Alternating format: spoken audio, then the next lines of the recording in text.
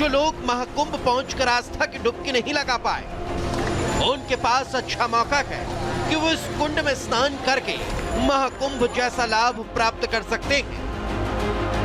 यहाँ पर बहुत सारे लोग ऐसे आते थे जो वृद्ध थे, वो चाहते थे कि वो जाएं महाकुंभ में और वहाँ उसका लाभ प्राप्त करें, लेकिन वो इतने वृद्ध थे कि उनको भेजने के लिए उनके परिवार वालों से जब बात की गई तो उन्होंने कहा कि बहुत अशक्त हैं, अगर इनको यहीं जल प्राप्त हो जाए तो ज़्यादा अच्छा रहेगा।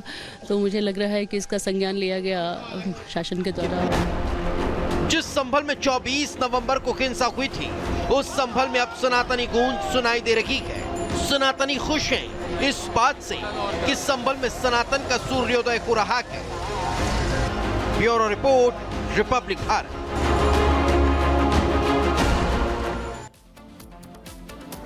और अब बात करेंगे उत्तर प्रदेश के योगी आदित्यनाथ सरकार के लाउडस्पीकर एक्शन की। यूपी में लाउडस्पीकर हटाने के निर्देश दिए हैं तो इस पर बवाल भी अब मचना शुरू हो गया है। मौलाना और मुफ्ती रमजान के महीने से ठीक कुछ दिन पहले शुरू हुए इस अभियान से गुस्से में हैं। मौलाना और मुफ्ती सवाल उठा रहे हैं कि आखिर इस तरीके का निर्देश क्यों जारी किया गया है।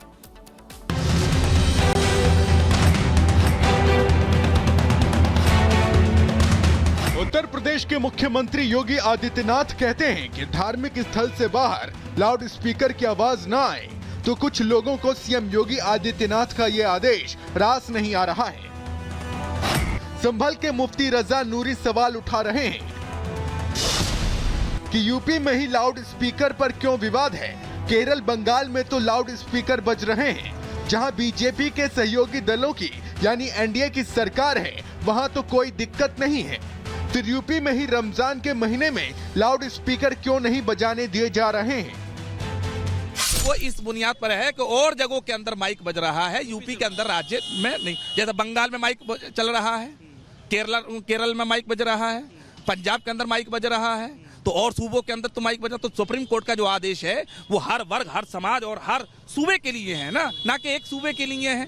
अब यह है कि राज्य सरकार जो है हमारी उस पर सबसे ज्यादा अमल कर रही है, तो लोगों को लग रहा है कि यहाँ पे ऐसा हो रहा है। संभल के मुफ्ती ने ये सवाल तब उठाए हैं जब पिछले दिनों संभल एसपी ने खुद ये कहा था कि हमारे 12 महीने एक समान हैं और गाइडलाइन सभी दिनों के लिए हैं, केवल रमजान के लिए नहीं। चाहे रमजान का महीना हो, चाहे कोई भी अन्य महीना हो, शासन की गाइडलाइन है वो सभी 12 महीनों के लिए होती है, किसी पर्टिकुलर महीने के लिए नहीं होती है।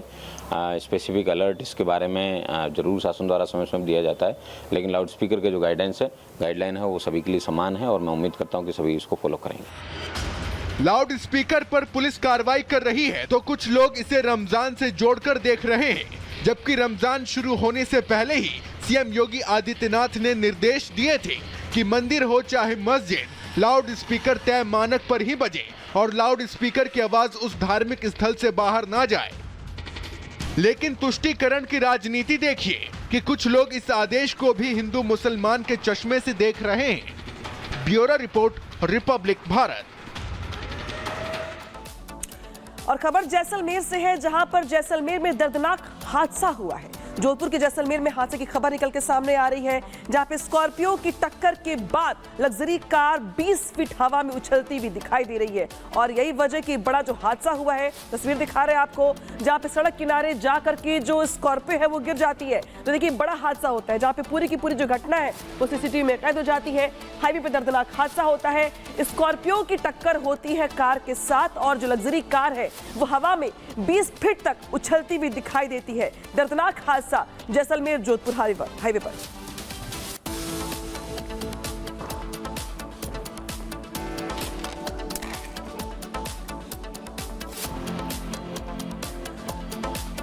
और हिमाचल के चंबा में मूर्तियों की खंडित यहां पे करने की खबर निकल के सामने आई है, जहां पे श्री राम मंदिर में मूर्तियों को खंडित किया गया है। तो देखिए हिमाचल के चंबा से ये बड़ी खबर है, जहां पे भगवान राम, मां सीता और लक्ष्मण की मूर्ति को यहां पर खंडित किया गया है, तोड़ा गया है। हालांकि इस पूरी घटना के बाद जो हिंदू संगठन है उनकी ओर से घटना पे कड़ी आपत्ति जताई गई है और दोषियों पर कड़ी कार्रवाई की मांग की गई है। खबर दिखा रहे हैं आपको हिमाचल के चंबा से।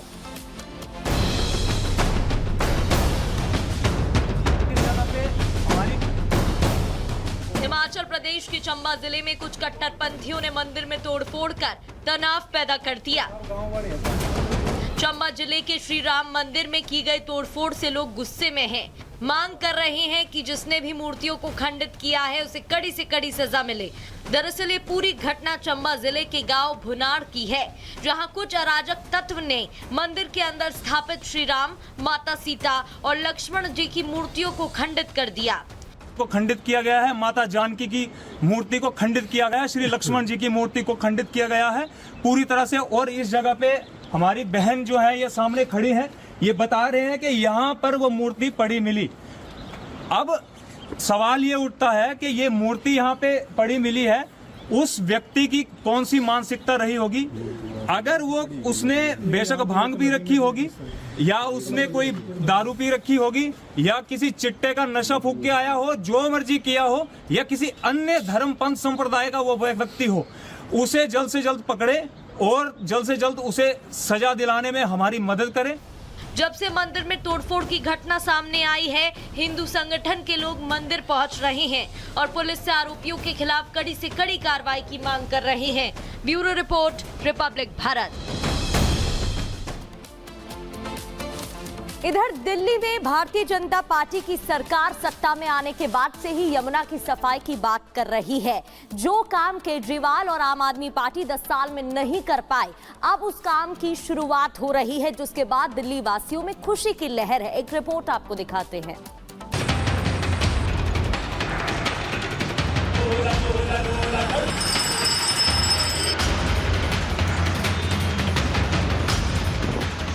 दिल्ली की बीजेपी सरकार यमुना नदी के कायाकल्प की तैयारी में है और इसके लिए बहुत जल्द यमुना में क्रूज भी चलाया जाएगा। जी हां, सही सुना आपने। दिल्ली सरकार ने यमुना की साफ सफाई के साथ टूरिज्म को बढ़ावा देने का प्लान भी बनाया है और इसी के तहत यमुना में क्रूज सर्विस शुरू करने की योजना पर काम शुरू हो गया है। दिल्ली की सत्ता में काबिज होने के बाद बीजेपी यमुना की सफाई को लेकर एक्शन में नजर आ रही है। दिल्ली चुनाव में यमुना की सफाई बीजेपी के लिए सबसे अहम मुद्दों में से एक था। तभी सीएम रेखा गुप्ता ने शपथ लेने के बाद अपने कैबिनेट मंत्रियों के साथ यमुना घाट पहुंचकर अपनी प्रतिबद्धता जता दी थी। अब यमुना को पुनर्जीवित करने के साथ पर्यटन को बढ़ाने के लिए क्रूज सेवा की शुरुआत करने की योजना बनाई जा रही है। यमुना में क्रूज की सवारी। Delhi tourism and transportation development corporation ने टेंडर निकाला। दिल्ली जल बोर्ड और सिंचाई विभाग ने मंजूरी दी।